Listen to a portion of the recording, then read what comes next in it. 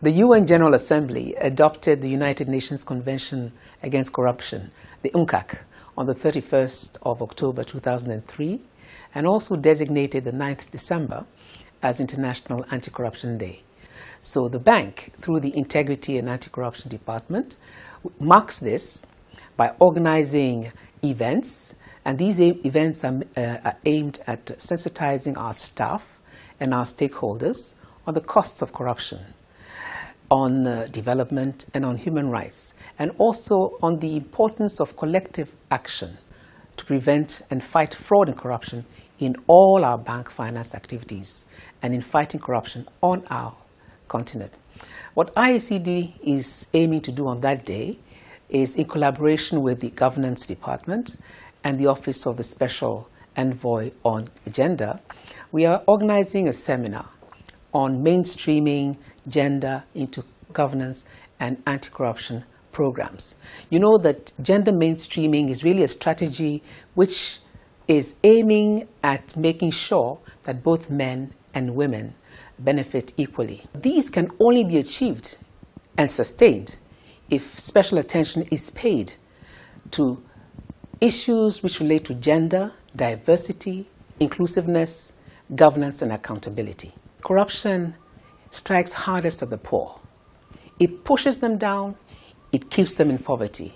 All our bank projects essentially are supposed to be improving the lives of the people of our continent. And our fiduciary duty as a bank is to ensure that every dollar is used productively for the benefit of our population. If those funds are misapplied, if those funds are diverted, if they are misused, we do not achieve our intended purpose.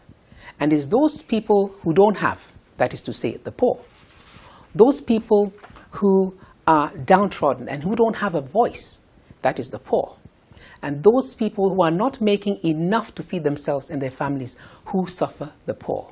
That's why we have to fight corruption. So we are poised in 2016 to become more efficient and more effective in playing our part in helping to make this bank a center of excellence. So how do we do that? We do that, amongst others, by making sure that all the complaints and allegations, fraud and corruption, are investigated effectively and timeously. Then we also do that by seeking appropriate sanctions through our sanctions processes and through settlements against companies that have been found to have engaged in sanctionable practices. When you're fighting corruption, it fights you right back. It takes many, many forms, you know, and it depends really on the level of corruption. Because corruption has got allies. It can have friends in high places, powerful places. Most of us, what do? Resign, and we accept that corruption is a way of life. In fact, we say it, that corruption is a way of life. There's nothing that we can do about it. That's what we say.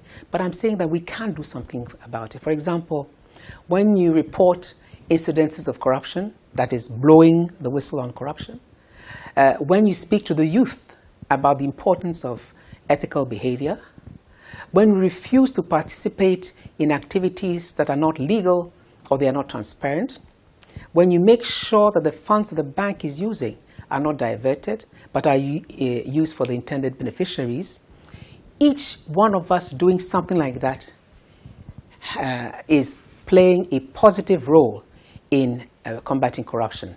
On the occasion of International Corruption Day, we ask our staff and our stakeholders to join us to fight corruption and to break the corruption chain. Rompez la chaîne de la corruption.